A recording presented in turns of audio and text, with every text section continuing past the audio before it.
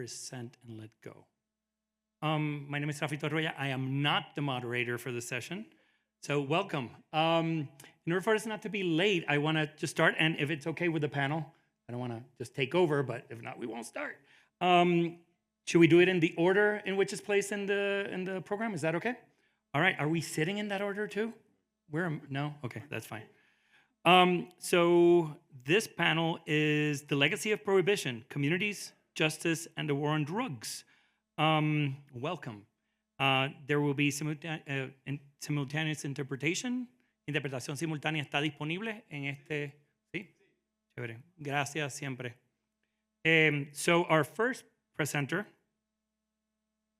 Bisi Antioque, Akintoye, pardon. Suspect communities policing race and Black Britons. Did I say that also incorrectly? Thank you. So the floor is yours.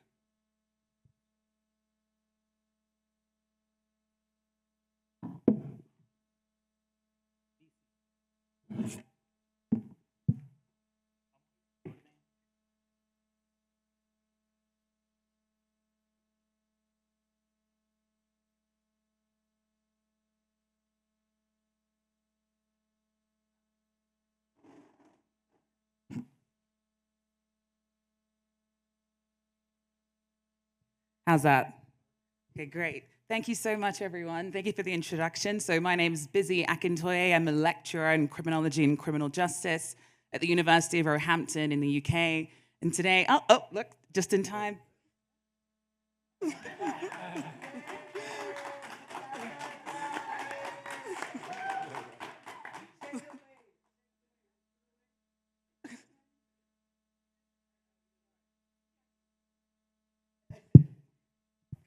Do you want to...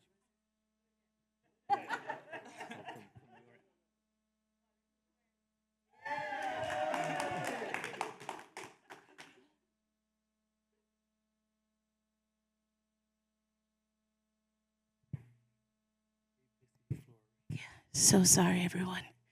I was leading the Black woman revolution downstairs. So I'm supposed to be chairing this, but they can do it themselves. So I just want to acknowledge, and also I know everyone's coming in the back, but it's the last session of the day for the last plenary. So great if people came up so they didn't have to speak all the way back there. Just come on up. We spent the whole week together, right? We know each other. Just come on up. All right, that's great. You don't have to be in the front, but just in this first 4 rows. Yeah, awesome. All right. I'm so sorry, y'all. Okay, that's not the name of our session. Oh, the second one. Okay, got it. Man, okay. Have y'all introduced yourselves yet? I was just perfect. Always follow a Black woman. Go ahead. All right, thanks, Kassandra. I had to leave the Black woman revolution early, and I had to leave you there, but thank you for that. That was a great session. Okay, well, thanks, everyone. Thanks for coming. This is the last session. This is my first ever harm reduction conference. It's been really great being here, really great hearing a lot of perspectives about people who use drugs from around the globe. I'm here flying the flag for thinking about harm reduction in the context of racialized policing, so racialized drug policing in the UK, which is a topic that is often overlooked in these discussions. So it's thinking about placing racialized drug policing in this kind of broader context of harm against communities. So not necessarily communities that use drugs, although of course many of these people do use drugs, but communities that are under the social control of these patriarchal, white hegemonic systems. So I think, there's lots of similarities that I'm sure we can find in different areas across the globe. I'm talking about the UK. But, unfortunately, there's much to say about this topic. I'm going to try and distill into 7 minutes. Is it 7 minutes? As much as possible.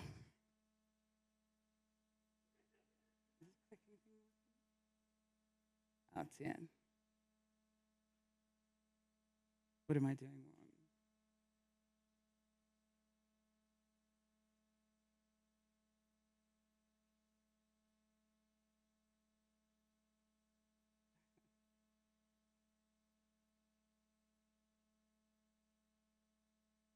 Perfect. Thank you. There we go. Okay, so what's this all about? So some of you may know, and obviously this is something that applies in, unfortunately, multiple contexts across the world. There's a very sort of long-standing, contentious relationship between the police and ethnic minority communities, specifically Black communities. So in the UK, we see these racial disproportionalities all the way across the criminal justice system. So I'll be talking to you guys about policing, so in the context of stop and search or stop and frisk, as it's known in the US, but you do see the same sort of dynamic playing out across the criminal justice system, so in the context of, stop and search, but also arrest, conviction, imprisonment, and so on. So we see an overrepresentation of Black people throughout the criminal justice system. So according to recent data in the UK, Black people are 6 times more likely to be stop and searched than white counterparts. And the majority of these are for what we call in the UK cannabis or marijuana here. So that those sorts of drug stops are a kind of key driver of these disproportionalities throughout the criminal justice system.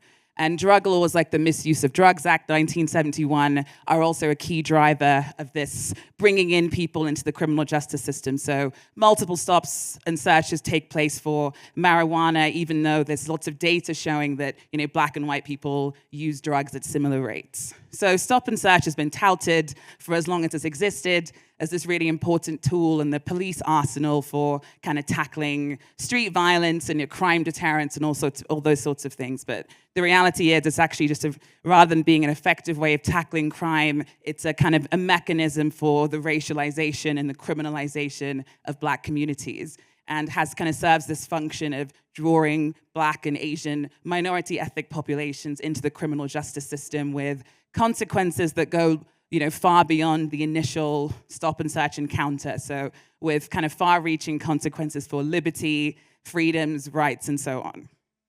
So my research is kind of all about placing drug policing in the context of harm reduction. So thinking about racialized drug policing as a harm of the war on drugs. And so it's kind of really significant to place that conflict, this reflecting this relationship between Black and othered communities with the state. So the experience of being othered and minoritized is really sort of brought into reality through the exercise of police powers. So placing it in this kind of broader context of racist, patriarchal, colonial, and capitalist structures that serve the function of distributing wealth and power globally in a way that disadvantages people who are treated as other or communities that are seen as marginalized. So the war on drugs really kind of provides this architecture within which these racist and colonialist laws, policies, and practices can operate. And my research thinks about places that in this kind of intergenerational context. So thinking about how the racialization and the criminalization that Black communities experienced throughout the 20th century, when migration began from the Caribbean, and then later from South Asia, and then later into Africa, into the UK, and the very hostile response from the British state and the British people, and how that laid the groundwork for the policing experiences for Black communities over time, but very significantly today.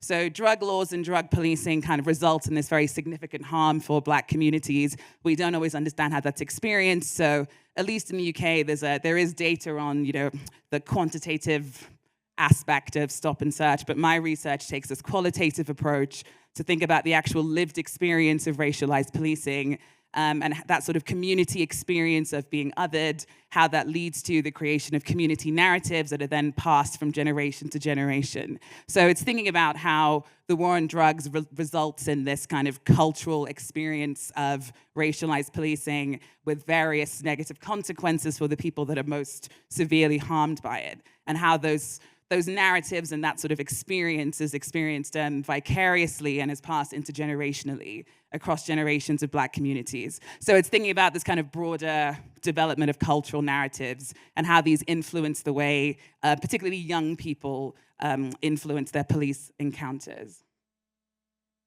Okay, so I won't go into this too much, but just to give you a little bit of an overview of my research methodology. So I did 58 interviews with different categories of Black people. So I did interviews with young people, some with parents and guardians, and some with community workers. So research was focused on an area that I'm calling border town in North London. So any Brits in the room may well have heard of this area. I'm not going to name it, but it's an area that's really historically been experienced this very sort of heavy, targeted policing over time, a neighborhood with a very sort of large ethnic minority population, large immigrant population, and I've used it as an example of how communities can become racialized and criminalized. Unfortunately, because I only have 7 minutes, I won't talk about this too much, but my research takes a very intersectional focus, so moving beyond that traditional focus on young Black males and policing, but also thinking about how policing impacts different Black communities across age, across gender,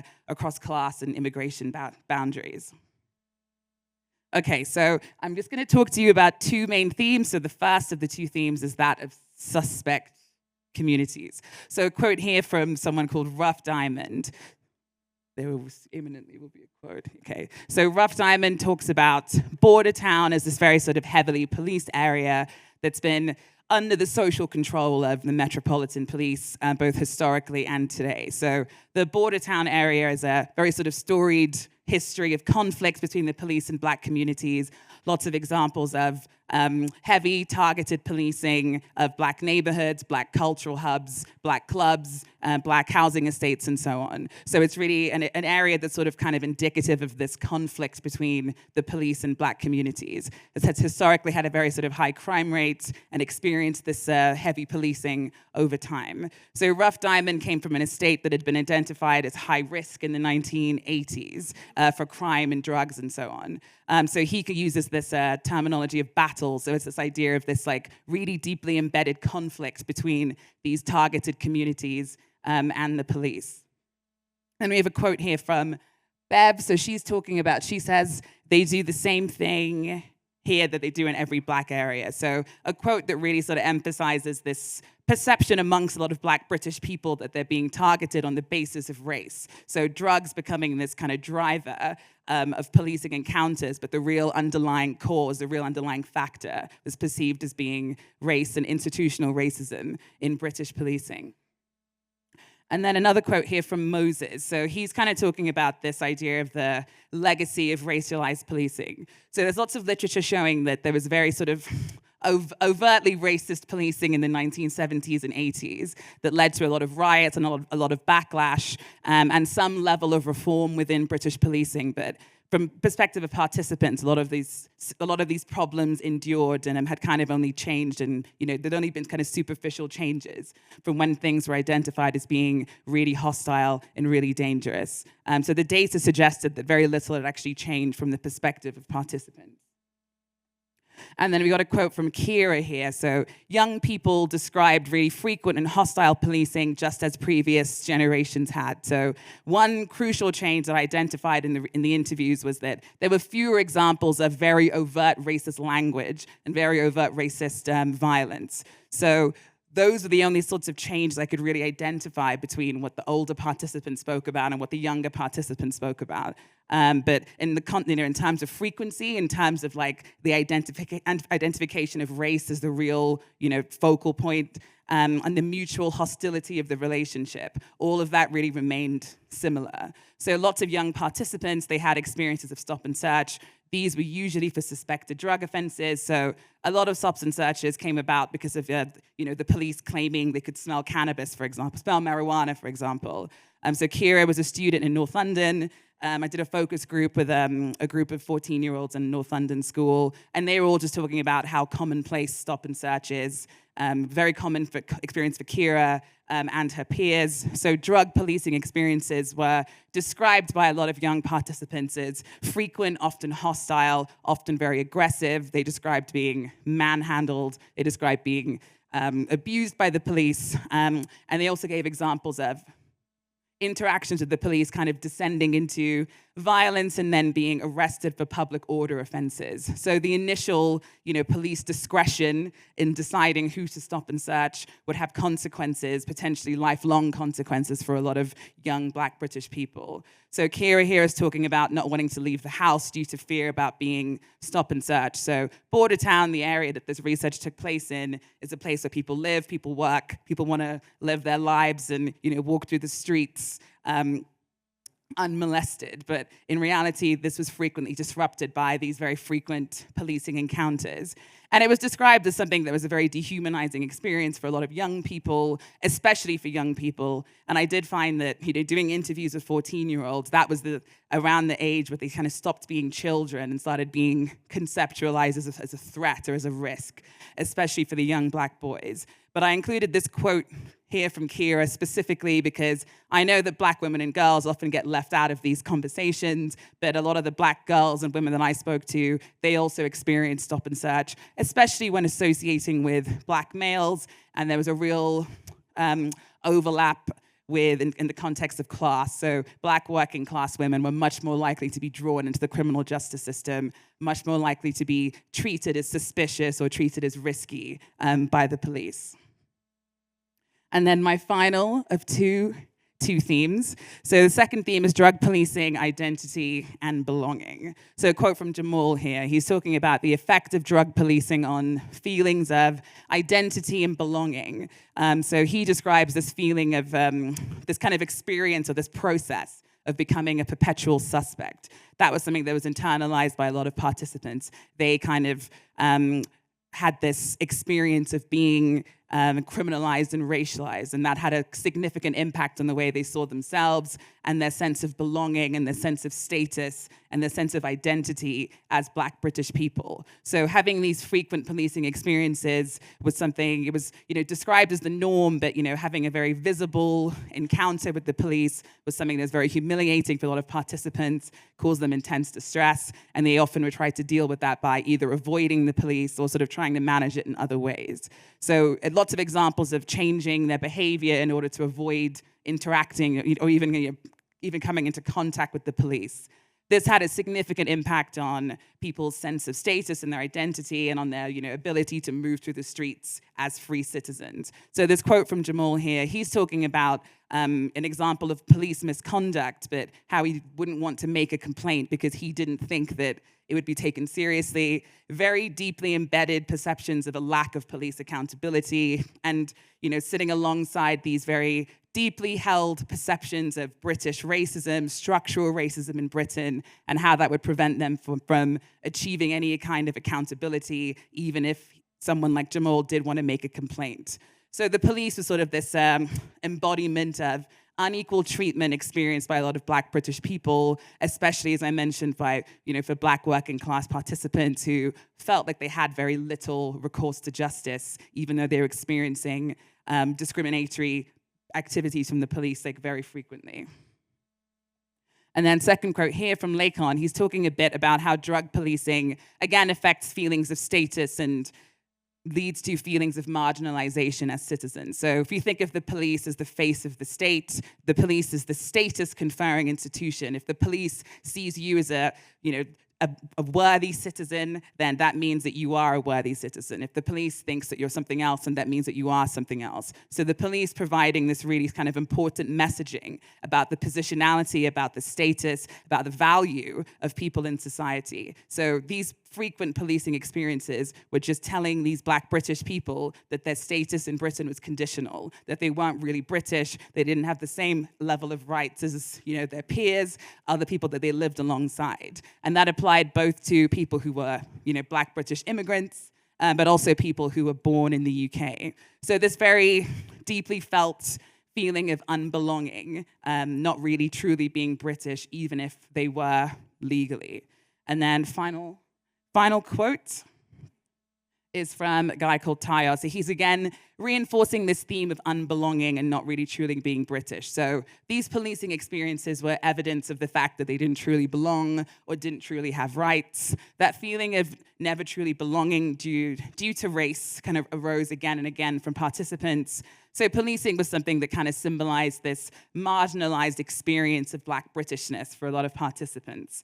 And it really kind of highlighted this concept of legacy. So the theme of this panel is the legacy of racialization. So older participants who'd experienced this very hostile policing in the 70s and 80s had very similar accounts of policing as younger participants who are experiencing policing today. So a lot of these kind of same struggles that people were dealing with in the 70s and 80s that they thought would improve over time had not improved whatsoever from the perspective of participants, was simply being experienced in a different way.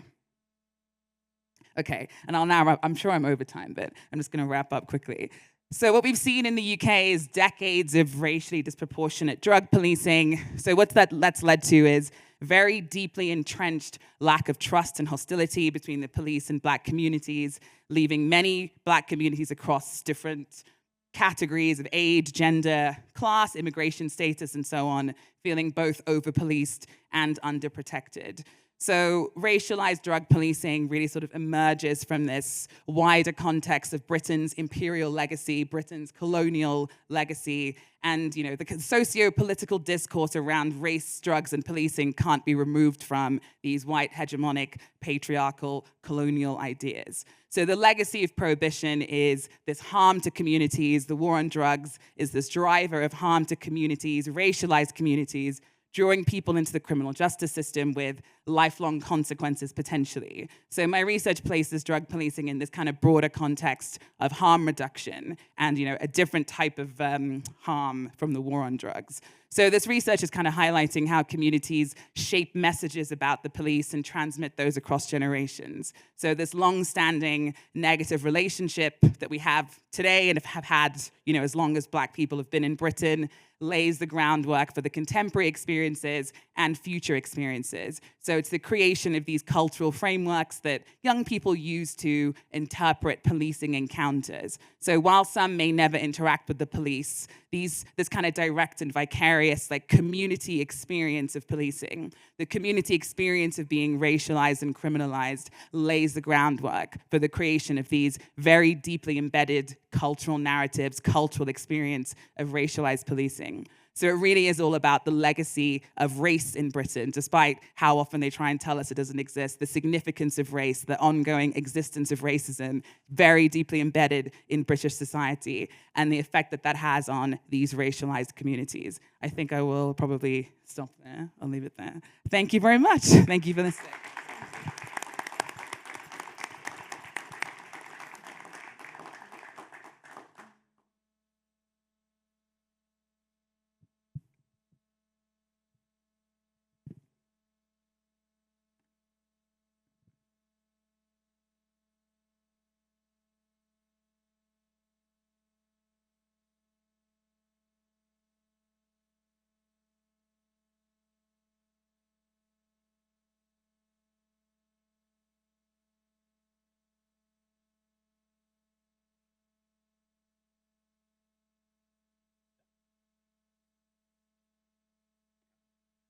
All right, hi everybody. My name is Mike Pomante. I work at National Harm Reduction Coalition as the Program and Resources Manager. And welcome everybody. It's final stretch. How's everybody feeling? Raise your hand if raise your hand if you feel good. Excited? Pumped? Angry? Well, whatever you're feeling, know that it can lead to action. And so I wish you all amazing action within this movement moving forward. We're going to be talking about irrigating harm reduction deserts. And I would like to, I introduced myself. I'd also like to pass over the mic to my colleague, Yesenia. Hola, me llamo Yesenia, ella, she, her pronouns. Soy la manejadora de capacidad en movilización basada en Los Ángeles, y aunque no está acá arriba, también quiero reconocer a nuestra compañera de Tanagra, que también es parte de todo esto, y no nos dieron muchas sillas, pero aquí está. Gracias. Thank you. And when we're looking at this model, which we'll be looking at in just a second, I kind of I'm the event planner behind it. Tanagra and Jacinia do a lot of on-the-ground work, so I just want to thank them for their contribution. And so first, we're going to define what is a harm reduction desert.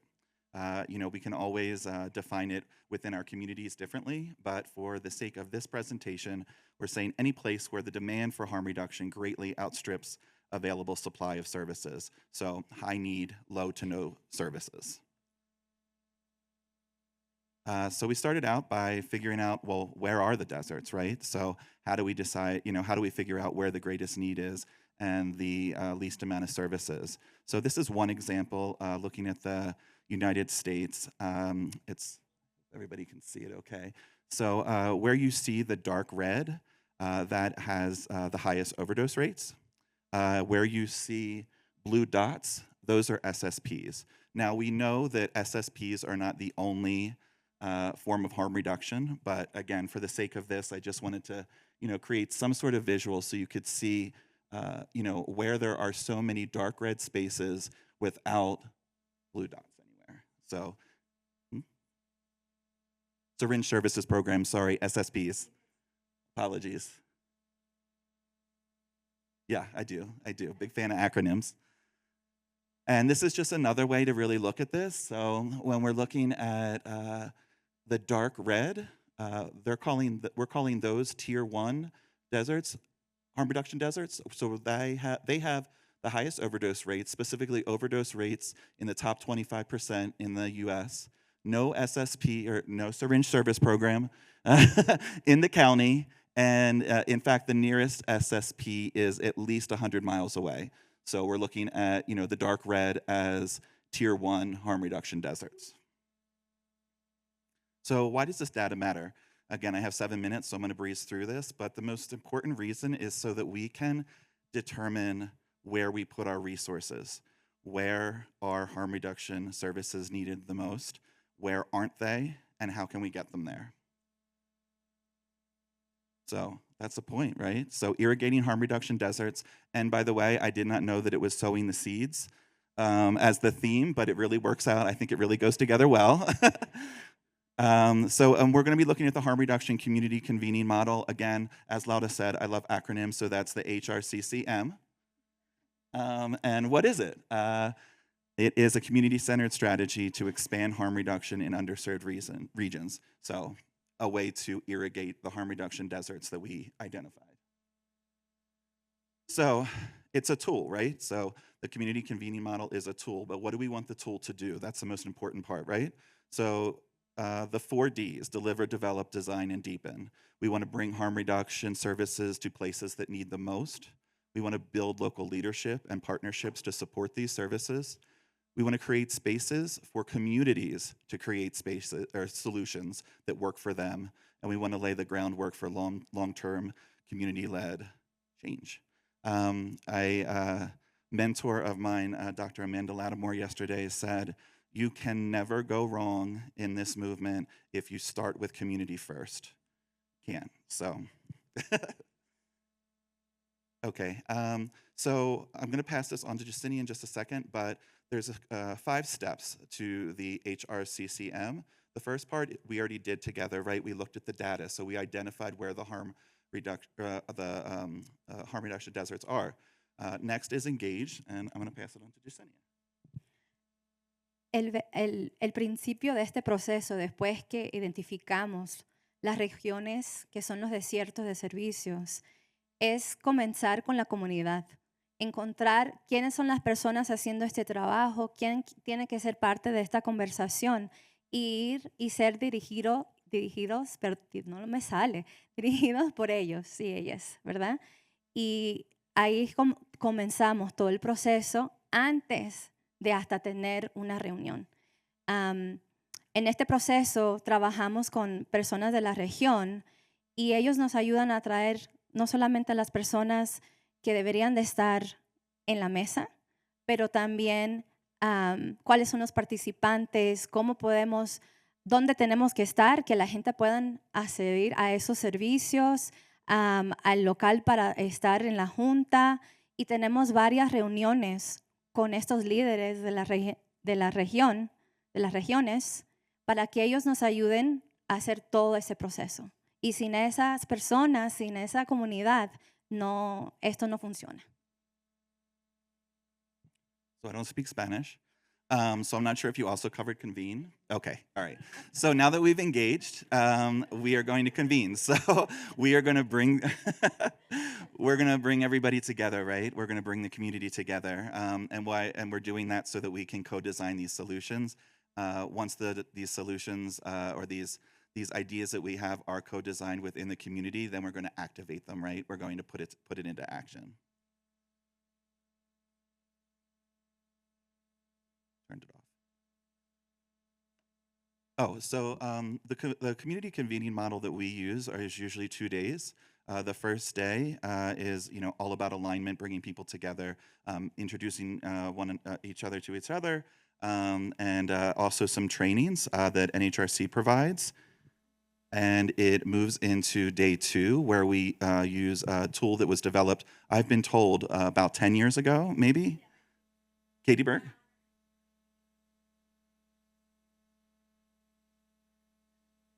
Yes.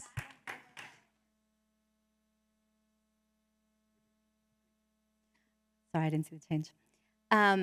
Perdón, yo específicamente estoy hablando en español para nuestra gente que es monolingüe español, porque parte de este proceso es descentralizar el inglés en un país donde no nos dan las voces. Estando aquí, no hemos visto eso, ¿verdad?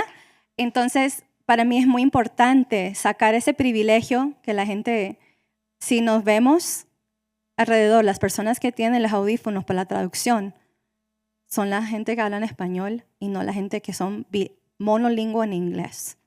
I just want to talk quickly about decentralizing the English language in a country that is so diverse as the United States. If we look around us, there's a privilege or already this lack of, I don't need interpretation because I speak English. And this idea that I'm going to come into a space and understand what's happening, and forgetting that a lot of folks don't have that privilege. So voy a continuar en español, y el segundo día de este proceso es, después que ya llegamos a la página, que todos entendemos qué es reducción de daños, tenemos un acuerdo, entonces empezamos a hacer el proceso comunitario con el sistema de A-Place que Mike les va a explicar.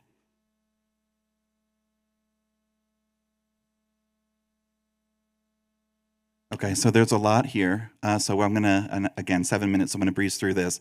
But it starts with, the A-Place model starts with awareness.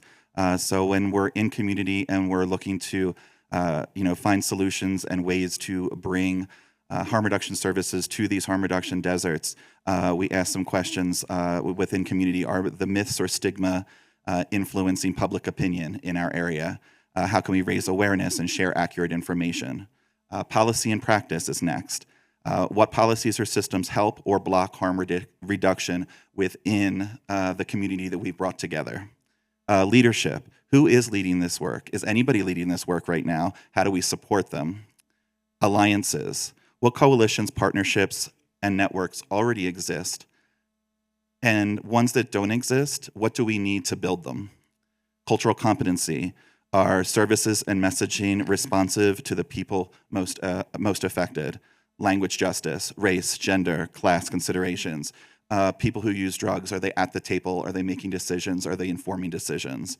Establish, expand, and evaluate. What's needed to launch and grow these services in this desert? What gaps are we filling? And how will we measure the success?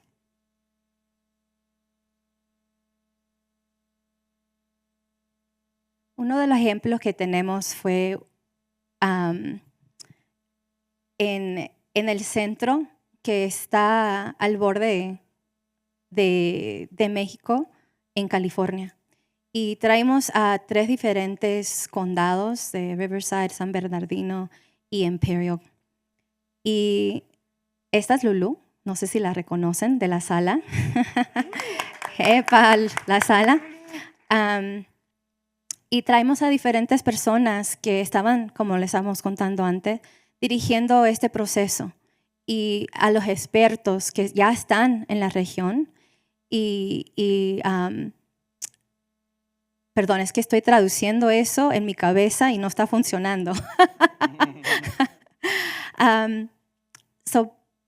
Tuvimos a Lulú, tuvimos a varias organizaciones en el centro y otra vez todo esto fue bilingüe. La gente tuvo acceso a toda la interpretación en inglés, en español. La gente que venía a platicar hablaba en el lenguaje materno, en el lenguaje que se sentían cómodos de expresarse, porque es muy importante que la gente tenga el acceso a todo lo que está, a toda la información y no está siendo dirigido por otras personas que no sean nosotros, ¿no? Y parte del trabajo que hicimos ahí era fortalecer a toda la comunidad y este trabajo sigue. Todavía seguimos haciendo este trabajo, hacemos grupos todavía con estas 3 regiones porque no se acaba después de tener una junta, el trabajo siempre sigue. Este fue un ejemplo.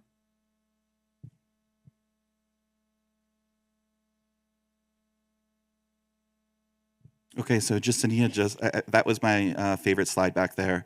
I think it's just incredible to see the tangible results that come out of this convening, that come out of this model. I think it's incredible. So, that was specific, but in general, what does the HRCCM produce? Clear action plans grounded in this framework, regional leadership, coalitions, peer-led strategies to expand harm reduction services, because that's why we're doing it, right? Bringing these services to places that need them most. And discussions that can lead to new funding partnerships and policy wins that could create a lasting change. And why does it work? Going back to exactly what I said, because we involved community from the beginning. That's why it worked. It centers people who use drugs, people with lived experience. It's flexible, it's adaptable. Even though we showed you a model and what works for us, it's adaptable. Figure out what works best for you. Maybe it's a 3-day convening. Maybe it doesn't have one component. It builds cross-sector and sometimes transnational collaboration, like Justinian spoke about in terms of the border work between the US and Mexico border, and it's grounded in equity. Una cosa que también hicimos bastante es pagar a todas las personas por su tiempo. Las personas que participaron, el comité que nos dieron ese liderazgo, fueron pagadas. Los participantes usuarios fueron pagados por atender y venir, porque su tiempo y su sabiduría debe ser recompensada. So what's next? Last slide is next. So let's keep irrigating this desert together. Just offering from all of us to you, if you want to host a convening in your community, your region, your country, come over and talk to us after this is over. We would love to talk more about it with you. Our A-Place worksheet, again, developed 10 years ago.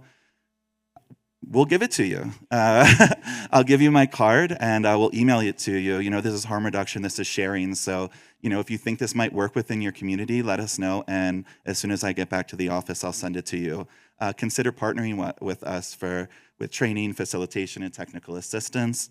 I'm the fundraiser at NHRC. If you want to talk about some fundraising strategies, let's do it together. And most importantly, let's stay connected and irrigate these deserts together. So thank you very much.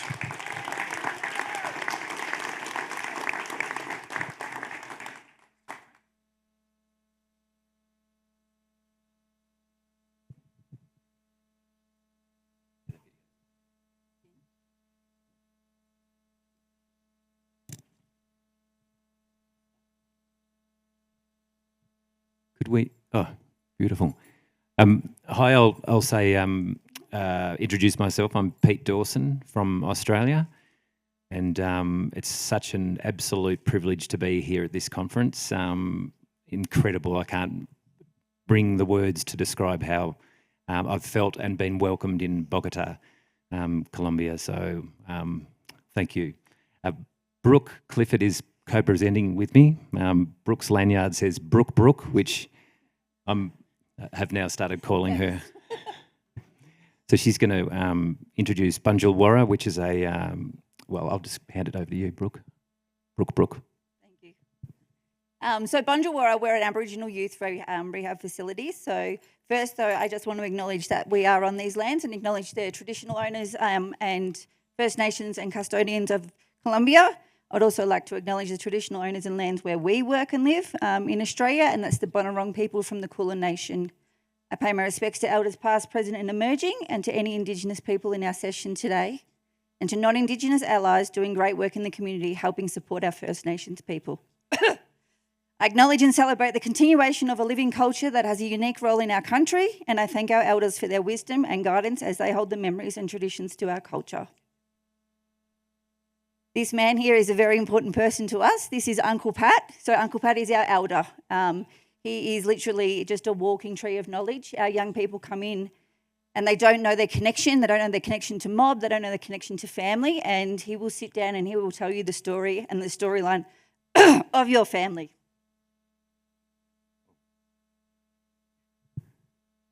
Okay, so yeah, Uncle Pat's quite a significant person in as a non-Aboriginal man, as a social worker working at Bunjilwarra in a cultural context. Uncle Pat leads me in every direction. So he's turned 78 this year and is still working 4 days a week. And his work is not limited to Bunjilwarra. It's 24/7 because that's what happens as an Aboriginal elder in the community. You're always on call. So incredible man. So Bunjilwarra is a youth service. So it's designed for Indigenous youth in the state of Victoria, which is a large state in Victoria. It's a large state in Australia. It's a residential program for 16 to 25-year-olds.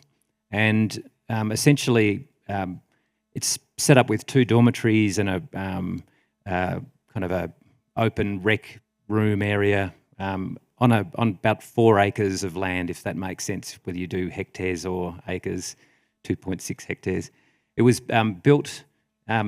purpose-built and opened in 2011. There was a smaller program that ran before that as a pilot. And I do want to name Scott Wilson, who's I think is in the room today, as one of the real drivers of getting this service up and running, acknowledging that if you're going to deliver drug treatment to young Aboriginal people, you need a cultural context.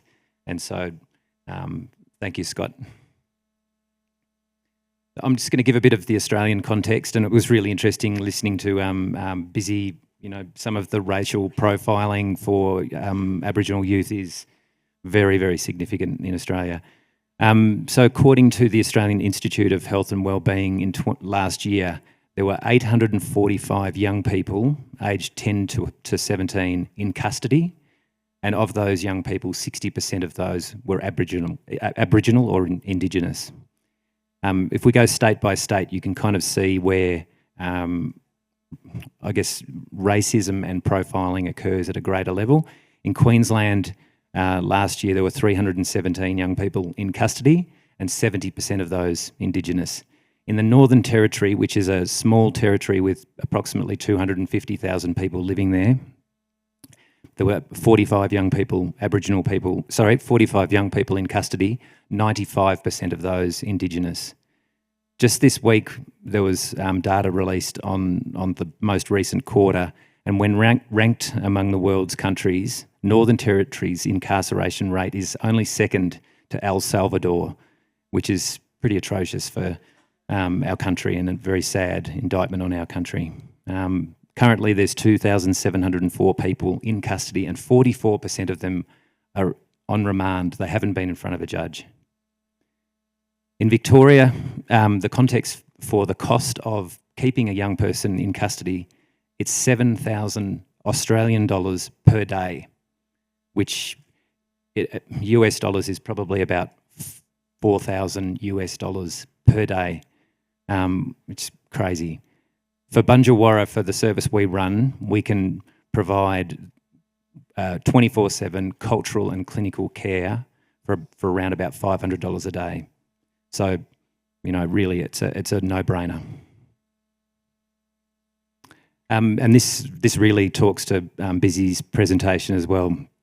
Aboriginal youth are almost 6 times more likely to be processed by police as alleged offenders compared with their non-Aboriginal peers. Aboriginal youth are 15 times more likely to be represented in out-of-home care settings compared to non-Aboriginal youth. Victoria does offer a Koori Court, which is a cultural court program, which actually started in South Australia and then spread to other states.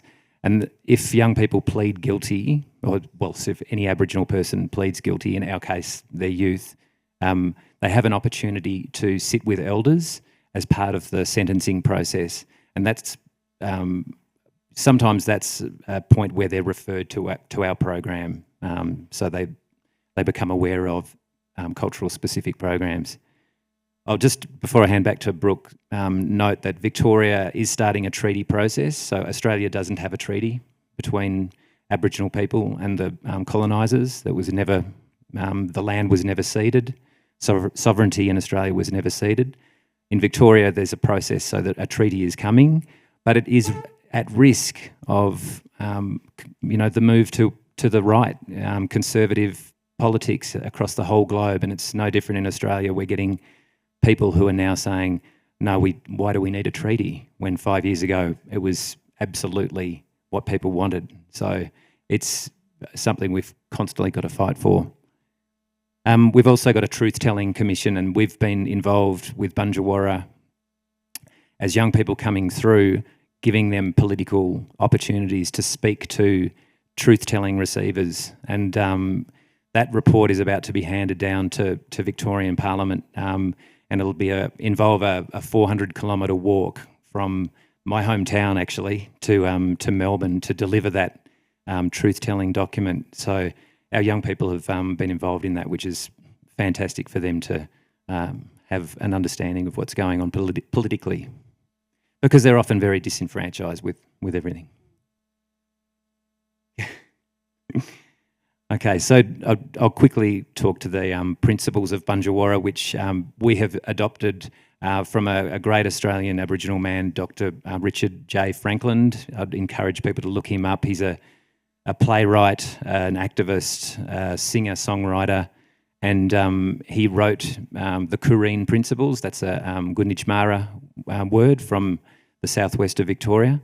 And in that he talks about having courage, listening, learning, respecting, having integrity and honour and compassion. And so we use these values for young people coming through who have often had pretty chaotic lifestyles leading into their time at Bunjilwarra. They often haven't had any treatment experience, if you want to call that, any counselling or drug and alcohol work. In prisons, it's not delivered, or if it's delivered, it's very minimal. So coming to a centre, if they sort of think I'm going into rehab, we need to soften that, and that's where the cultural values are really the foundation of the work. And before I hand back over to Brooke, this is and you're welcome. I assume people will get to see these slides, but this as a white man, as a person living and working on Aboriginal land and working with Aboriginal people, this is a framework that holds me to account. It's designed by Aboriginal people, and it's a holistic health framework, acknowledging the determinants that impact on an Aboriginal person's life, and then the connections that are required to be healthy, to have a whole holistic social and emotional well-being. So I'll leave that there and hand back to Brooke. So my role at Bunjilwarra is the program coordinator and family violence practitioner. I have lived experience. So when I came in to design this program, it was about harm reduction, but it was also about teaching our young people life skills. It was about giving them opportunities. It was about teaching them how to have fun sober. A lot of our young people, we obviously know, use substances from trauma to bury things, to hide things. So when they come to us, they've got these emotions that they're feeling for the first time.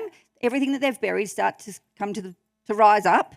And I think for us, it's building those relationships with our young people. So most of our staff have lived experience. So when you come into our service, there's no judgment. We don't judge, we listen. So in our program, we do things like equine therapy, which is horse therapy. They go on an outing. They've got the opportunity to go to the gym every day. We do NA in-house, which is Narcotics Anonymous. Our young people didn't like going out into community and going to these programs. So we have now teamed up with NA Australia, and they come in and do NA in-house on our property. We have task force that come out and they do relapse prevention, triggers and cravings, impulse control, using safely, and education on what drugs do to your bodies. So a lot of our young people take substances, but they don't actually know what they do to their bodies. We've got young women that are out living on the streets, taking anything that is offered to them, and not knowing what that is. We do naloxone training. So my role is naloxone training to every single young person that comes into Bunjilwarra, and we call it Save Your Mate. So we know if you are overdosing, you can't save yourself. So we call it Save Your Mate program. Every young person will get naloxone when they leave. The biggest concern they had about ringing ambulances if someone was overdosing was because they had substances on them. Now in Victoria, it's not mandatory. If you ring the ambulance for an overdose, it doesn't automatically mean that the police come anymore. That's what they were frightened of. So our admissions, we usually have about 49 admissions per day, per year, per day. That's a lot of people, isn't it? For a 12-bed facility. 49 admissions per year. 61 days is usually... Average length of stay is 61 days. You got your female to male ratio and non-binary, and there's our age groups there, 16 to 19, and then 20 to 25-year-olds. Our biggest struggle, I think, that we have in Australia at the moment is there's no facility like this for anybody under 15. We have got young people that are going into detox as young as 10 and 12 years old, but there's nowhere for them to go after that.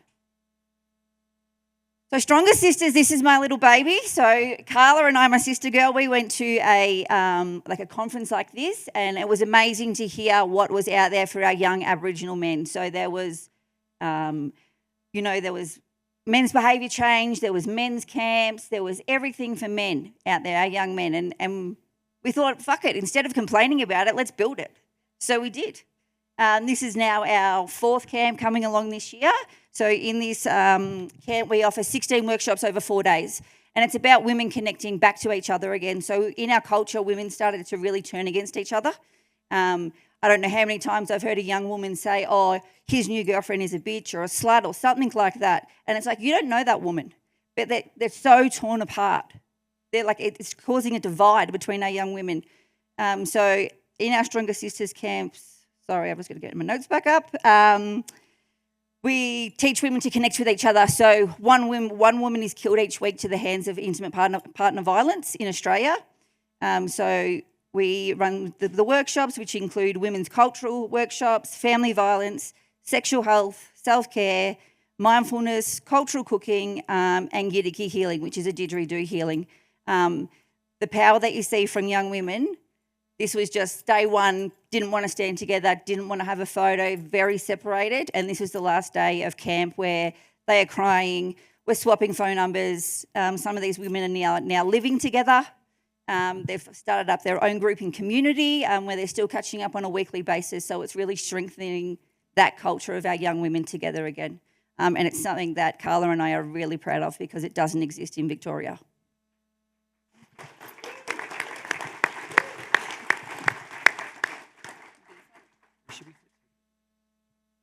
Yeah, just some of our challenges, and it's the same everywhere else. You know, we are a 24-hour service, so 24-hour care, pre- and post-admission support, having staff training. So because we're 24-hour care, we can't have all our staff doing training and team bonding together. It's really hard. And like I'm sure every single one of you, funding is just so hard, trying to get funding to keep these programs going. Yeah, that's one of our challenges. I'll just add one other challenge, and this relates to the conference topic. The bail reforms that are going on in Australia are having a real impact on our service. So a lot of our young people, they're not doing serious crime, but they're doing a lot of stupid crime that relates to their drug use and their trauma. And then they're breaching bail conditions. And what's happening in Australia at the moment, and particularly Victoria, is the move to the right.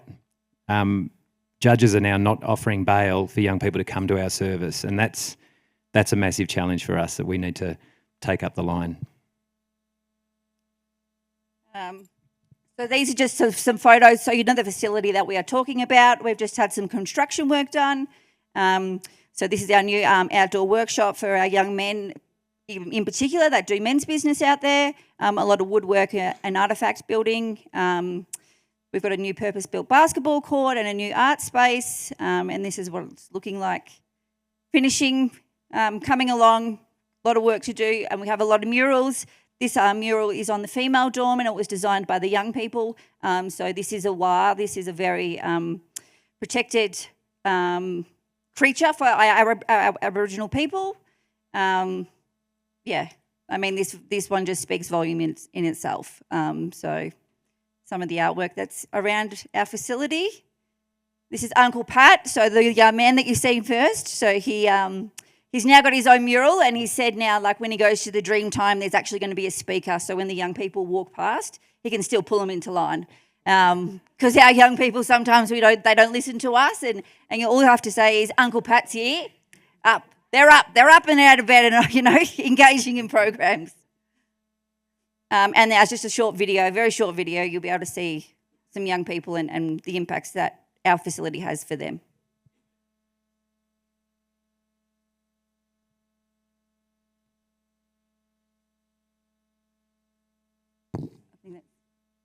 Play the video, please.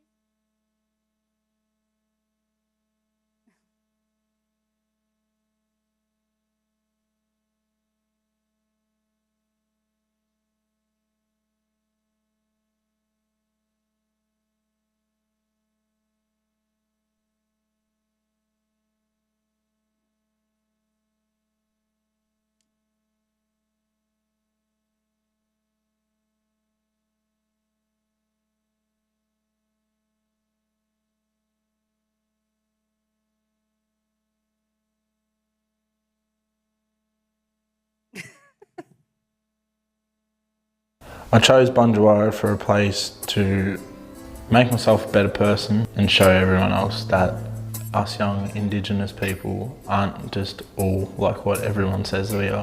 We're all different, we all get treated different. Bunjilwarra for my family and I means possibility to reconnect and re-establish relationships. Bunjilwarra is a safe place to work on yourself and develop and flourish. From my perspective, Bunjilwarra is a safety haven for these Aboriginal and Torres Strait Islander kids who have walked a pathway of self-destruction temporarily.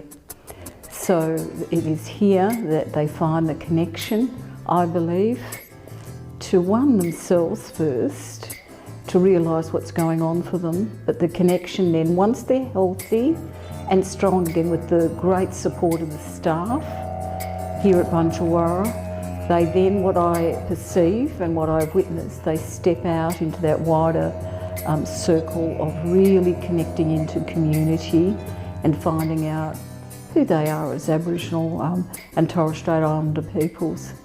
But it's more than that, to be proud of being an Indigenous person of Australia, and I think Bunjilwarra offers that space, trusted space, a sacred space.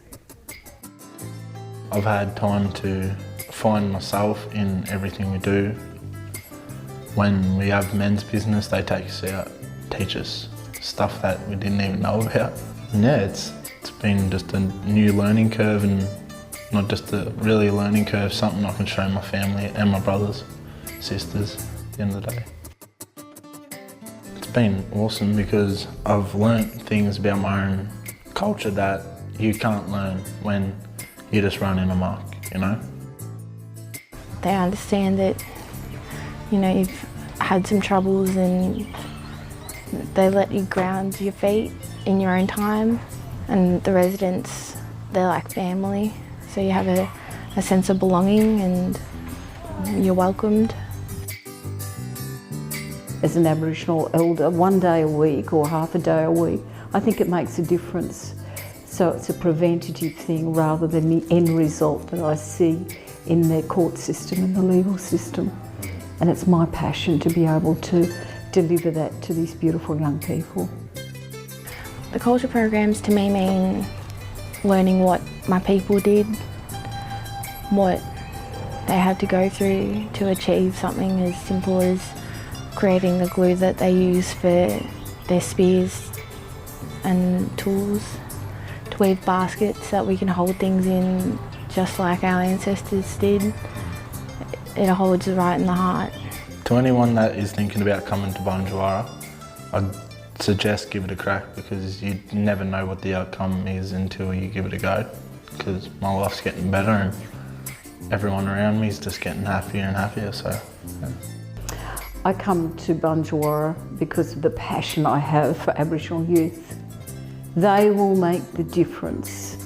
They are making the difference, this generation, in regards to what being an Aboriginal person really means, and that pride of community and culture, to be really proud to stand up for what they believe in.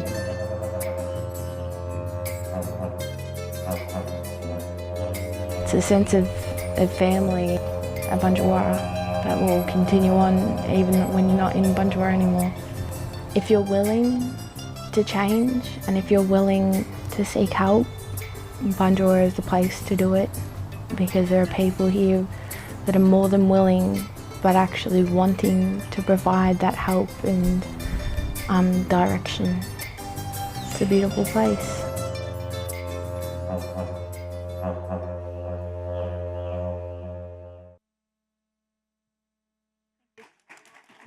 Thank you.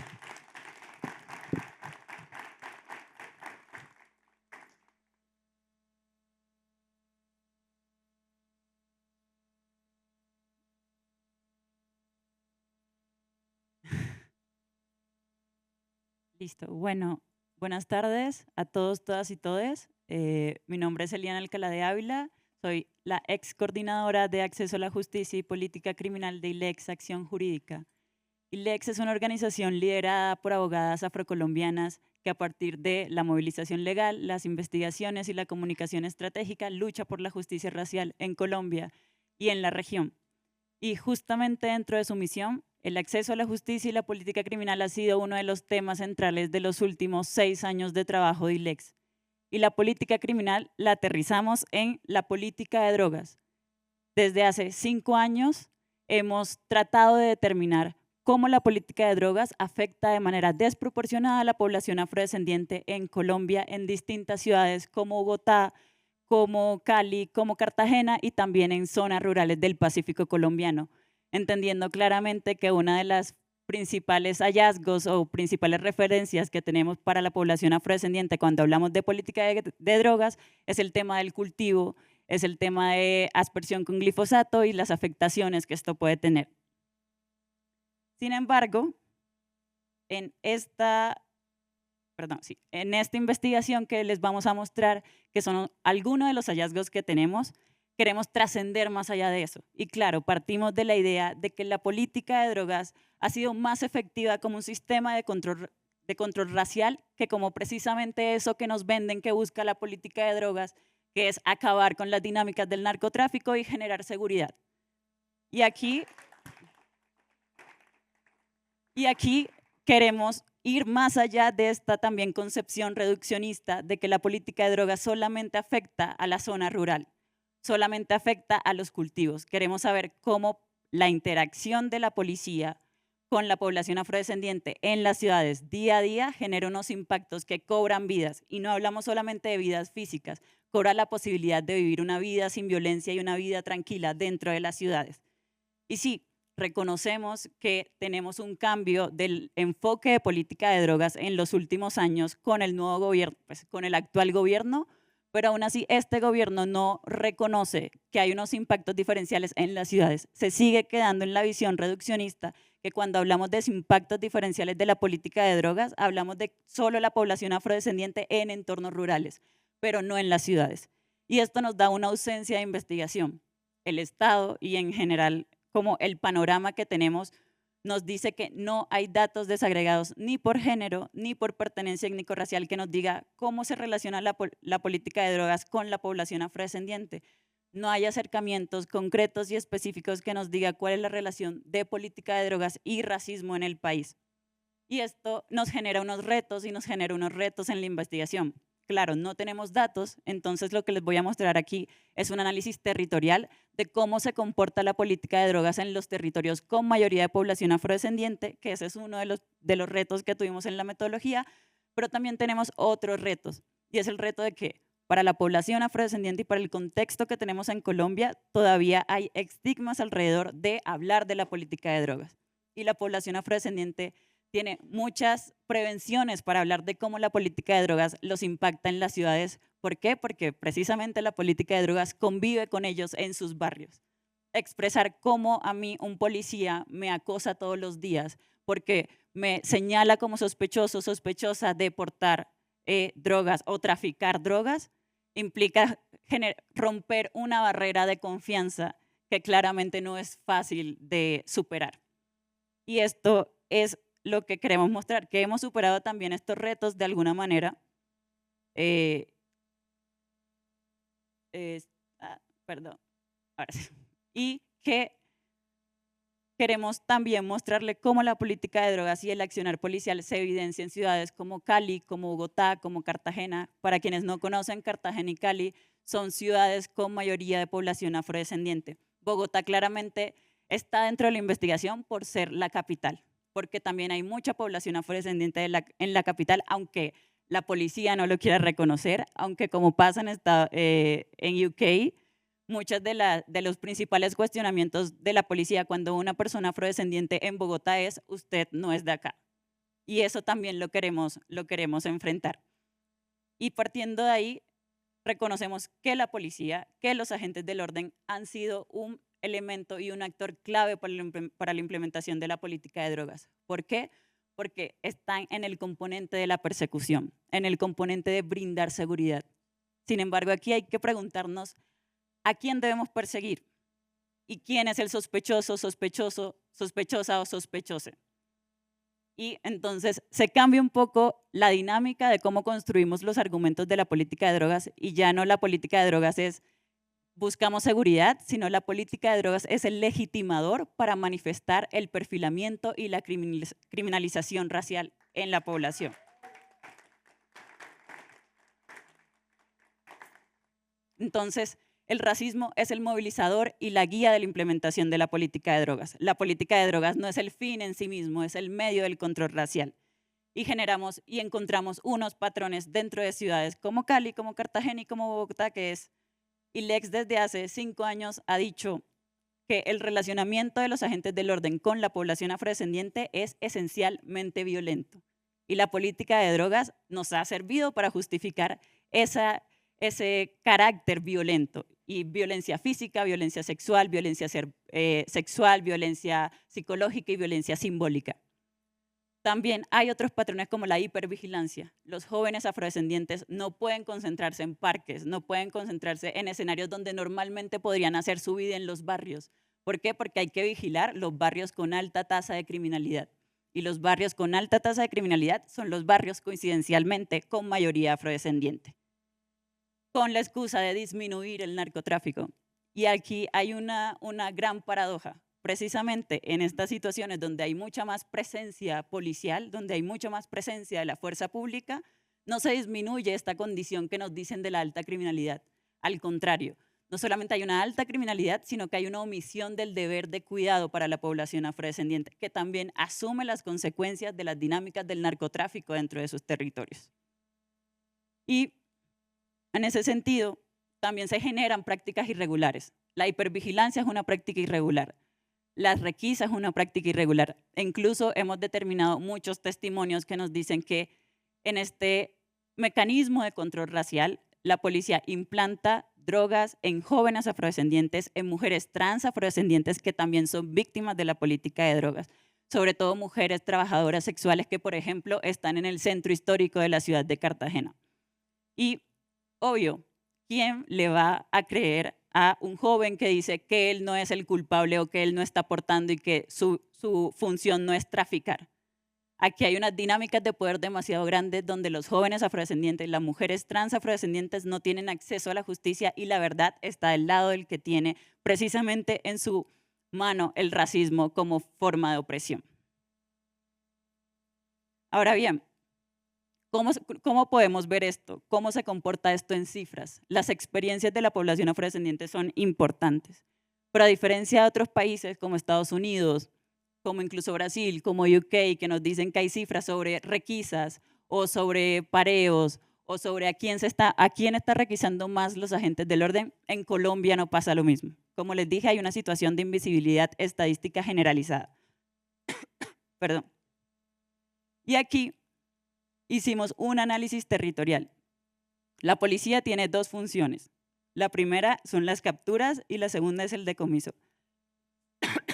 Regáleme un momentico.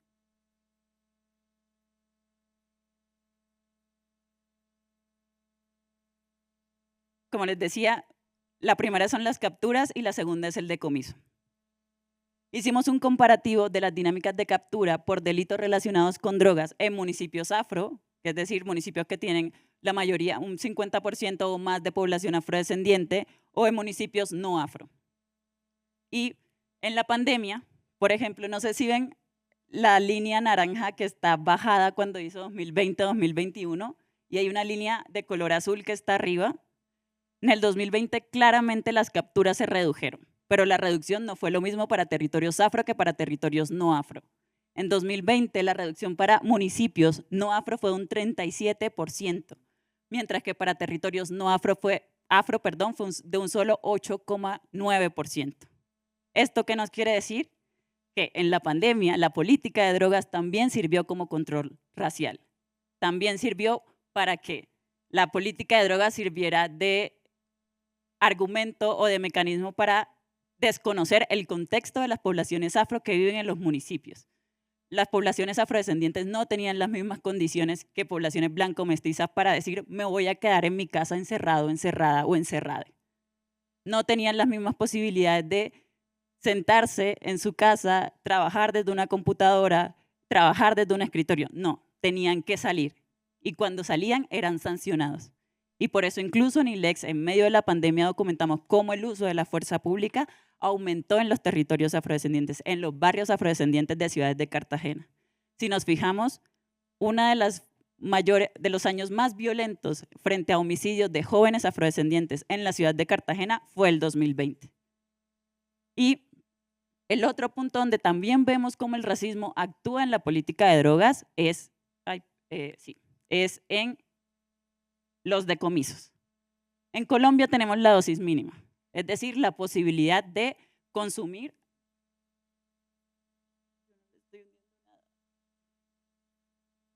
Ok, sí, no, ahí está bien. El promedio de incautaciones, estoy en el segundo gráfico. En Colombia, como les venía diciendo, tenemos la dosis mínima, el derecho a consumir cierta cantidad y aportar cierta cantidad de droga. En este caso hablamos de incautaciones de marihuana. La dosis mínima es 25 gramos. Y como aquí en este punto podemos ver otra de las dinámicas del racismo.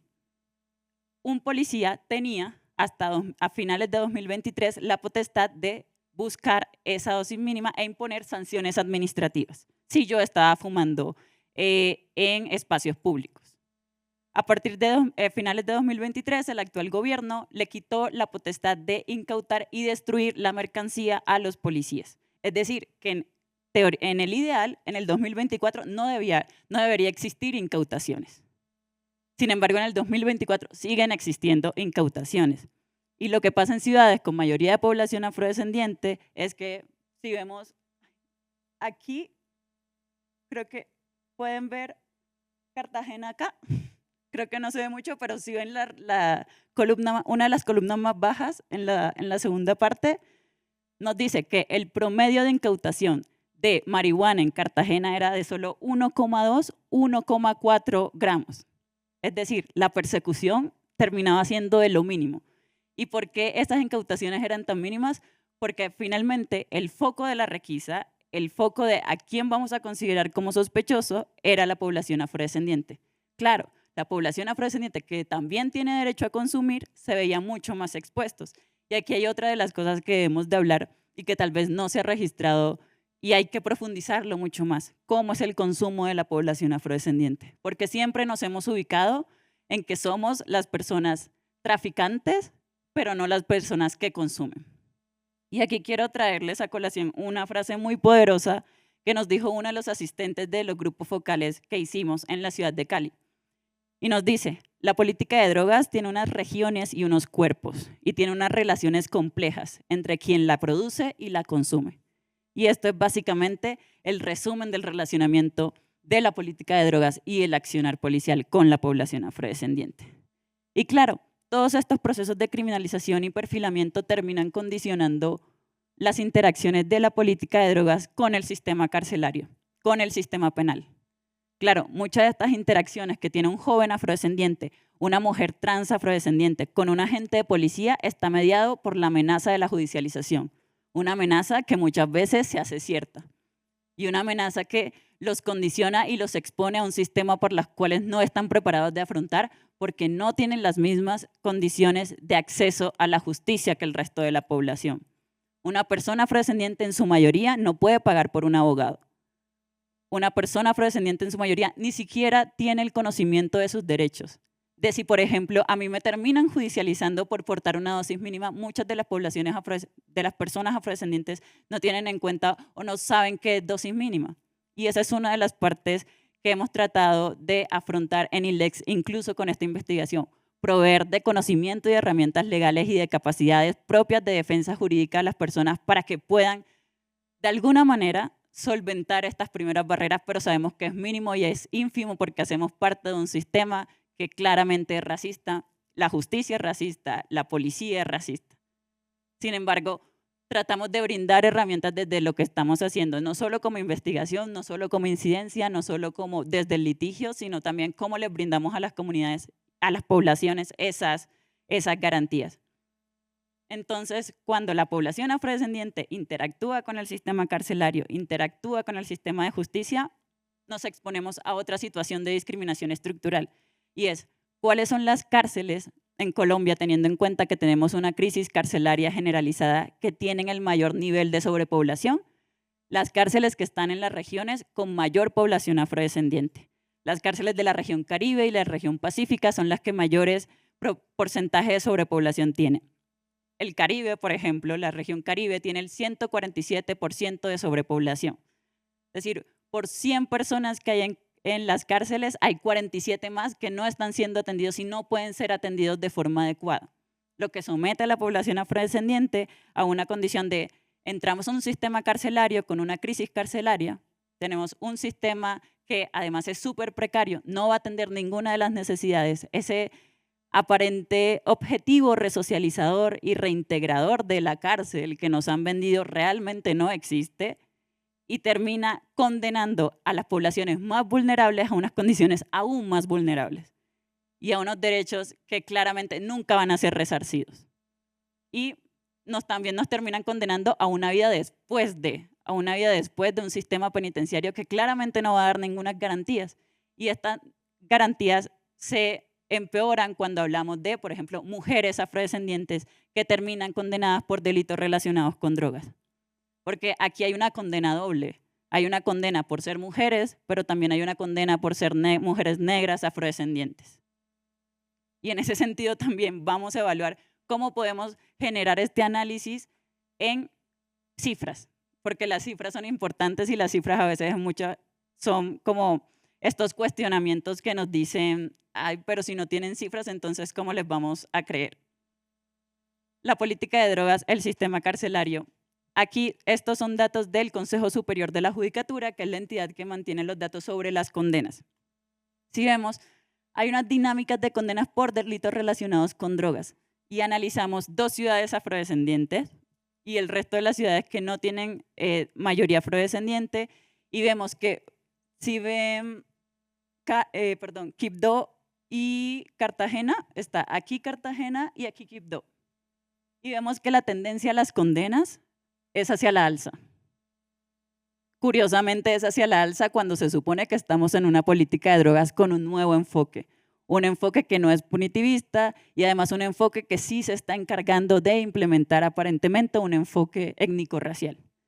Pero estas condenas están a la alta, mientras, por ejemplo, Bogotá, que muchas veces hemos dicho que Bogotá también ha sufrido muchas de las consecuencias de las dinámicas del narcotráfico, están a la baja, e incluso ciudades como Medellín, Antioquia y Medellín, y la tendencia es a la baja. Entonces, ¿cómo también generamos este análisis de qué está pasando? ¿Quiénes están siendo condenados por los delitos relacionados con droga?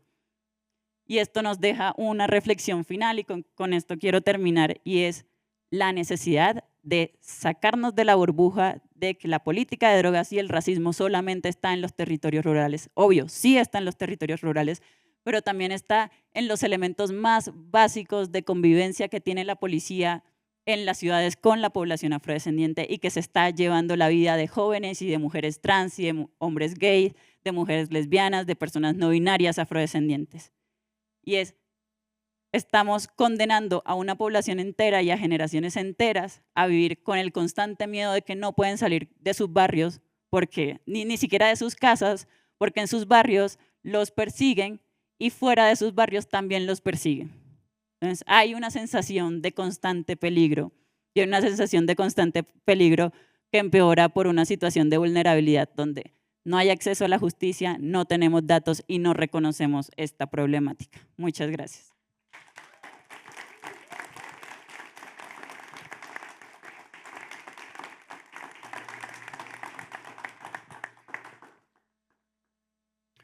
Buenas, saludos. Mi nombre es Rafael Torruella, no voy a estar usando ninguna laminilla en esta tarde. Primero quiero darle las gracias al compañero Jaime Arredondo Sánchez Lira, que iba a estar presentando aquí conmigo, pero por razones de la burocracia de someter, acabé yo solamente un puertorriqueño acá arriba presentando. La presentación, es importante que mencione esto, porque soy un puertorriqueño presentando en una estrofa, en una palabra, en unas palabras mayormente que son fundamentalmente pues mexicanas. Así que nada, lo menos que quiero es cooptar entonces yo ese decir. Así que gracias a Jaime por la ayuda en esta presentación. Para la presentación hoy estoy utilizando Pobre México, tan lejos de Dios y tan cerca de los Estados Unidos como el referente. Este referente, yo por lo menos crecí conociendo esta palabra o este decir comúnmente en mi casa, con mis amigos. Es decir, el tan lejos de Dios y el tan cerca de los Estados Unidos, aunque fue creado o lo conocemos como algo mexicano, ciertamente es algo que usamos a través de Latinoamérica y nos entendemos como nuestro. Se le adjudica este decir a Porfirio Díaz Mori, que fue el presidente de los Estados Unidos mexicanos, pero cuando haciendo la investigación me percato que no es de él. Se supone que es de Nemesio García Naranjo, pero después Nemesio García Naranjo dijo, no, es que ni es mío, yo fui el primero que lo escribí. Y eso fue porque lo recibió de Carlos Heredia, un pastor, una persona que estaba dando una misa, un padre que estaba dando una misa, y él mismo dice, pero es que yo no me lo inventé, se lo viene de otra persona. Es decir, esto tiene una larga trayectoria entre mismo México, y muchos de nosotros crecimos con este decir. De hecho, hasta AMLO, Andrés Manuel López Obrador, en el 2021 lo volteó y empieza a decir tan lejos de los Estados Unidos y tan cerca de Dios. Esto fue en el contexto de una reunión con Tom Blinken en términos de seguridad. Así que tan lejos de Dios y tan cerca de los Estados Unidos resume y es una metáfora para esa primera parte. Tan lejos de Dios es el pedir a Dios para salir de la miseria de muchos latinoamericanos. Es el pedir de salir de la opresión en Latinoamérica. Es el pedir de salir de esa cotidianidad de pobreza e inequidad. Es esa primera parte, como ese pedir. Pero la segunda parte, dice tan cerca de los Estados Unidos, es ese mismo decir apunta a una de las principales causas que estamos en esa miseria, estamos en esa opresión, estamos en esa cotidianidad de pobreza e inequidad, y es la política estadounidense de imperialismo y colonización. Y es importante aquí recalcar que los Estados Unidos, y ya se mencionó, y le quiero dar las gracias a Fabio Mezquita que lo trajo, y se trajo también en otro lugar aquí en la conferencia, que nosotros se referían a nosotros como el patio, ¿no? Como el patio trasero, y también agrego a la finca, the farm. ¿Ves? Los Estados Unidos y su política externa se refería a nosotros, tanto en el Caribe como en Latinoamérica, como ese patio trasero, algo a ser dominado, controlado, y que percibían que no era un reto, pero bien lo puede ser. Así que, y también nos veían pues como la finca, algo que uno tiene, uno retiene y retiene bajo control. Esto ejemplifica las dinámicas de poder trazadas por la historia de nuestra América. Y también se usa el tan cerca de los Estados Unidos como esa frontera definida por raza, clase y género. Desde donde, porque estar muy cerca a los Estados Unidos físicamente quiere decir que tenemos una frontera como tal, pero es racializada. No es la misma frontera que se habla de Canadá. No, es esa raza, clase y género que se mira hacia el sur para criminalizar. Y ese es el eje de la guerra contra la droga. Y también estar cerca de los Estados Unidos quiere decir culturalmente y económicamente, que quiere decir el capitalismo a la versión de los Estados Unidos. Y eso nos trae unas versiones bastante, que conocemos bastante bien, que se puede mover el comercio, los materiales lícita y ilícitamente, pero los cuerpos no. La migración no se puede. Esa diferenciación entre el objeto y el sujeto. El objeto, si tiene valor, se mueve. Si el sujeto no tiene valor, no se mueve. Quiero también enfocar que muchas veces hablamos de una frontera. Y claro, cuando visualizamos frontera, pensamos en la frontera pues, de México. Pero también Puerto Rico, en el Caribe, es una frontera de los Estados Unidos. Muchas veces no nos contextualizamos de esa manera porque, y utilizo el ejemplo de, por ejemplo, 1 kilo de cocaína. Cuando 1 kilo de cocaína pasa desde el sur hasta el norte, adquiere un valor económico increíble, ¿no? Ese es el mercado. Sube hacia el norte porque como el consumo desmedido desde el norte le da ese valor, lo vemos en México, pero también lo vemos en Puerto Rico. Cuando ese kilo entra a las fronteras de Puerto Rico, que son fronteras colonizadas, que son fronteras que Puerto Rico no controla, sino controla los Estados Unidos, adquiere ese valor. Nuevamente, el objeto adquiere el valor, el sujeto se deja fuera. Y también tenemos problemas de fronteras racializadas, como estamos viendo en la frontera de México y los Estados Unidos con la migra y obviamente y con ICE. En Puerto Rico ahora nosotros no tenemos problemas con nuestros hermanos y hermanas dominicanas, pero los Estados Unidos como controla. Y en el ámbito colonial sí está haciendo redadas masivas con inmigrantes dominicanos, cosa que nosotros no tenemos control. Otra dinámica colonial que se presta dentro de esas fronteras racializadas. Pues aquí utilizo esta célebre frase para explicar cómo a veces la reducción de daños se usa en este contexto colonial para fomentar algunos servicios y políticas y a veces para limitar los mismos. En México, esta cercanía ha fomentado el tráfico de sustancias, claramente. Y eso nos lleva al debate de lo que es el fentanilo, este debate que conocemos todos desde muchas administraciones pasadas de las drogas y más recientemente con Biden, este debate del fentanilo, quién lo trae, quién es el sujeto culpable. Y ahora mismo tenemos una nueva versión que agrede más. Pero importante también, esta cercanía a los Estados Unidos nos ha traído un modo de utilización, el modo inyectable de utilización. También es un factor que muchas veces no pensamos que es por estar tan cerca a los Estados Unidos. Son conductas aprendidas que van y vienen y se aprenden conductas. Mientras más cerca estás a los Estados Unidos, como vemos, más cerca está a la inyección y a los riesgos. También en México, esto ha fomentado tensiones migratorias, claramente.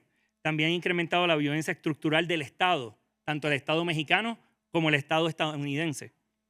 También ha incrementado la violencia cotidiana. Y pues aquí paro porque primeramente estos son referentes que yo no me siento cómodo hablando, sino eso siempre se lo dejar a los compañeros y compañeras mexicanas que tienen increíbles organizaciones estudiando la violencia, el VIH y la reducción de daños y trabajándola. Estas dinámicas han limitado muchas cosas en México, desgraciadamente. Uno pensaría que México tendría entonces, ya que tiene estos riesgos, acceso al narcán, tal vez, pero no.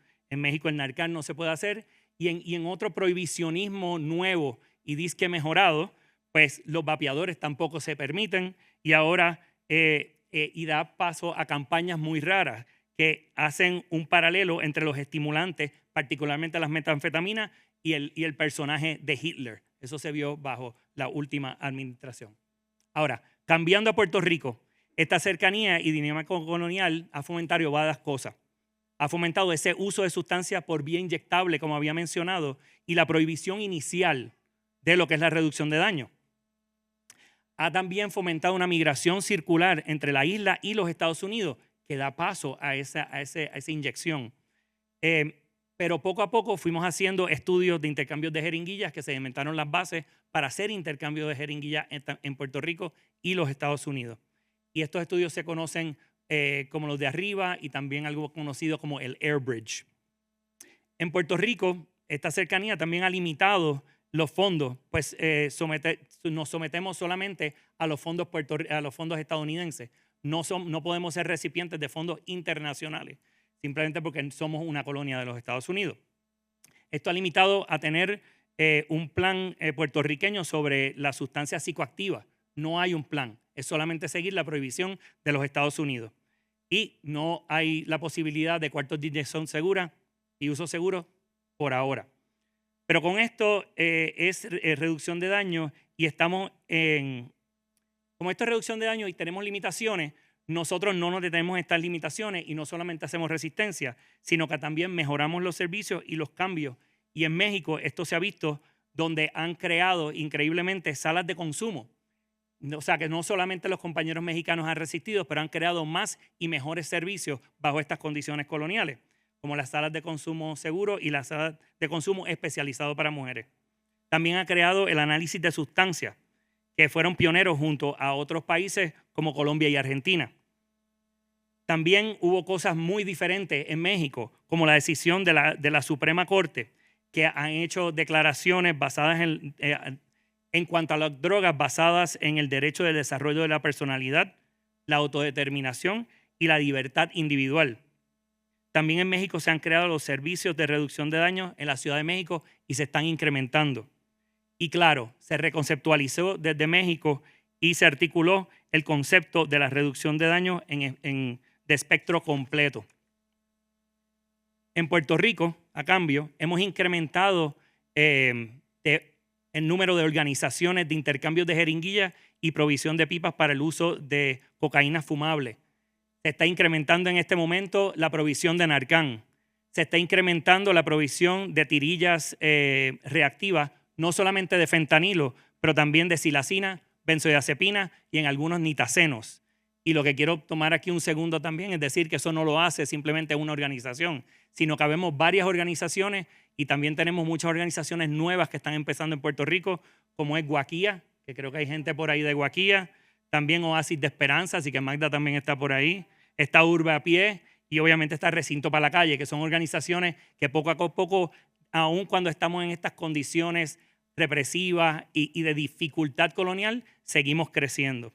También hemos visto que ha habido una determinación del Departamento de Salud para atacar o atajar lo que es el problema de los opiáceos a través de la reducción de daño, sin ningún otro tipo de mecanismo.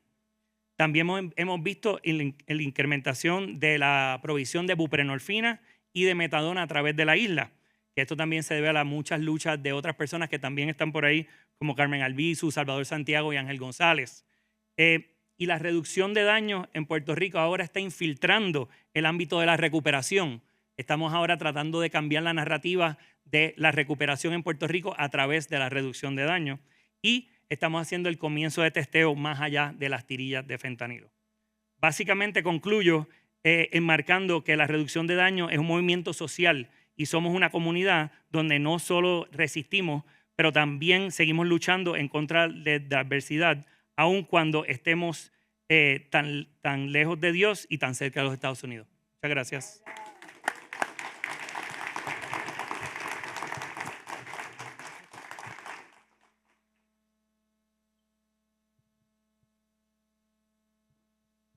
I'm going to stand up so that I can see you better. My name is Alex Stevens. I'm a criminologist from the University of Sheffield in the north of England. I'm also a member of the board of Harm Reduction International. And in that capacity, I'd like to thank you all for your amazing contribution to making this such a beautiful and inspiring space. So please give yourselves a huge round of applause. My talk is like a bracket, a complement to Bisi's talk, if you can remember that long ago. Bisi talked about the harms that policing does, and especially the racialised harms that policing does to black communities in England. I'm going to be asking the question of whether we can reduce those harms, and whether drug diversion is a way of reducing that harm. Now, for many of you in the room, drug diversion would be one of your least favourite ways of reducing that harm, and you would see it as a half step towards decriminalisation, which is itself a half step towards legalisation. But legalisation and decriminalisation are not happening anytime soon in the UK. The diversion is happening. So we're doing quite a large research project on what the effects of that are. And I'm showing you a small slice of that research project today, based on the work of my colleagues, around whether diversion is reducing punishment or widening the net of penal control.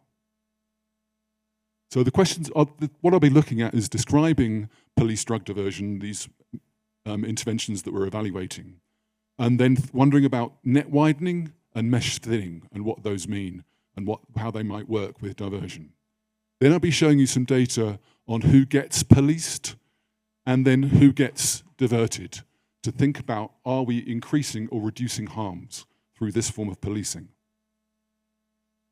So I just want to introduce you to this concept, if you haven't already been introduced, of police harm reduction. The idea that if policing is a harm, then we can reduce it, even as it continues.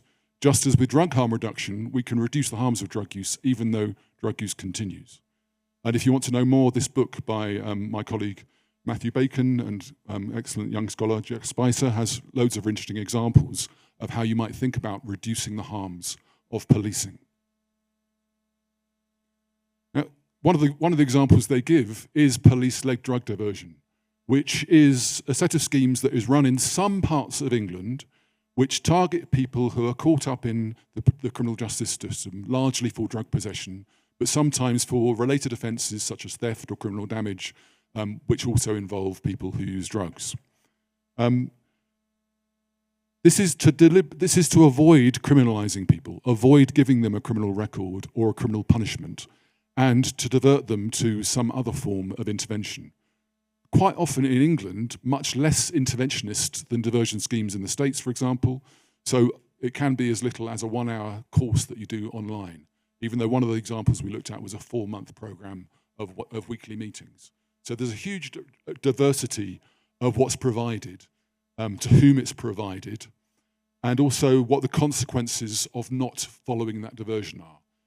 Quite light in most cases, in that nothing happens if you don't turn up to the thing you've been diverted to. There's no warrant issued for your arrest. It might be the case that you wouldn't be eligible to be diverted again, but there's no direct punishment in most of these schemes. In one of the schemes we looked at, there is the reinstatement of prosecution for the offence that you were diverted away from. But again, that didn't happen very often, and actually people slipped away from punishment through the diversion schemes. Great diversity within these schemes. So we were looking at diversion schemes in 9 police forces, and this is a graph showing what drugs people were being caught for that was leading to the diversion. And so in the largest area we looked at, West Midlands, which includes the second city of the United Kingdom, Birmingham, largely cannabis was the drug that people were being caught with and then being diverted to these other forms of intervention. Whereas in Cleveland, in the north of England, it was much more likely to be powder cocaine that people were being caught. And the people who, in that area, the people who are getting caught for cannabis aren't even qualifying to be diverted. They're just being given what's known as a community resolution, which is an on-street warning which creates no criminal record. So massive diversity in the provision of what's actually going on with these diversion schemes. I mentioned these concepts of net widening and mesh thinning, partly because it gives me an excuse to show my favourite book in criminology, which is Visions of Social Control by Stan Cohen, in which he puts forward the idea that purported alternatives to incarceration quite often lead, instead of reducing the size, the number of people who are in the penal control system, actually increases it. That's what he calls widening the net. He then extends this fishing metaphor to say another thing that often happens is that the mesh of that net is thinned. It gets harder and harder for people, once they've been sucked into the criminal justice system, to get out of it. So one of the things we're interested in is, do these diversion schemes widen the net, and do they thin the mesh? Do they make it harder for people to get out of criminal justice control? So look at some data. This is from that West Midlands area, the biggest area we had in our sample. And the black line is people who were getting some sort of diversion, who were not getting a criminal record. So they weren't getting charged with a criminal offence. They weren't getting a caution that would give them a criminal record. So that line, and you can pretty much see when the diversion scheme was introduced, it jumped up massively. And the blue line is people who were getting a criminal justice punishment. They're being charged, they're being sent to court. In England, for drug possession, that would normally mean a fine or a community sentence. It would very rarely mean a prison sentence, unless it was a repeated offence or there was some indication there was dealing going on as well. So the two big messages from this graph are, yes, diversion reduced the criminalisation, but also look at the actual size of that line, the black line. There was more people after diversion who were getting caught by the police for drugs than there were before. And that is an indicator of what we call net widening. It did tail off. The police got less keen on using this in the West Midlands, but the initial effect was to increase the size of the net. Bisi gave us some really interesting data on the types of people who get involved in drug policing. And here's some data from the West Midlands on those people by their ethnicity and by an indicator of their class. On the left-hand side, you see rates of being contacted by the police for drug possession depending on your recorded ethnicity. And it's by it's per 100,000 of population, so we're looking at the rate in that population. And as nearly every single other criminal justice study has shown, it is people who are racialised as black who are most likely to be contacted by the police for drug possession, even though in the UK there's no evidence, or very little evidence, that there's higher rates of drug use in that population than any other population. So we're seeing a repeat pattern here of over-criminalisation of black communities. And it's also interesting, you see that increase I told you that happened after diversion, it happened most in the black community. So the net widening effect seemed to be greatest in the black community in West Midlands. On the right-hand side, I'm using socioeconomic deprivation as an indicator of class. In England, we have a thing called the Index of Multiple Deprivation, which measures each neighbourhood by its employment rates, its income, it's a basket of indicators. And one is the neighbourhoods that are the most deprived. And again, you see the rate there, the numbers there, it's the two most deprived neighbourhoods groups where the most policing is going on. So we see clear examples here of policing by classing and race, and some indication of net widening by both race and class. And the way to think about who gets diverted, this again is by their index of deprivation. And you see that on the left-hand side, these are the most deprived communities. You're much less likely to get diverted if you're living in one of the most deprived communities compared to whether you're living in a richer community. And this is not the time of the afternoon to be trying to talk you through odds ratios. So I'll just summarize this and say that when you actually control for all the variables that we have in the model, it is still people who are racialized as black are most likely not to be diverted. An interesting finding we found that was people who are classed as Asian, which in this group means mostly people from South Asian backgrounds, largely Pakistani backgrounds. They're more likely than the white group to get diverted away from the criminal justice system, which is an interesting finding we're looking at with our qualitative data. So to conclude, police-led drug diversion can reduce the harm imposed by the policing on people who use drugs. There were a lot of people in this who would have got a criminal record who weren't getting a criminal record because diversion had been introduced. There is some evidence of net widening, especially for black and poor people, but there's little evidence of mesh thinning. In our qualitative data, we interviewed 221 people, and people were not talking about being treated harshly or finding it hard to get out of these things. It was quite easy to get out of the net that had been expanded.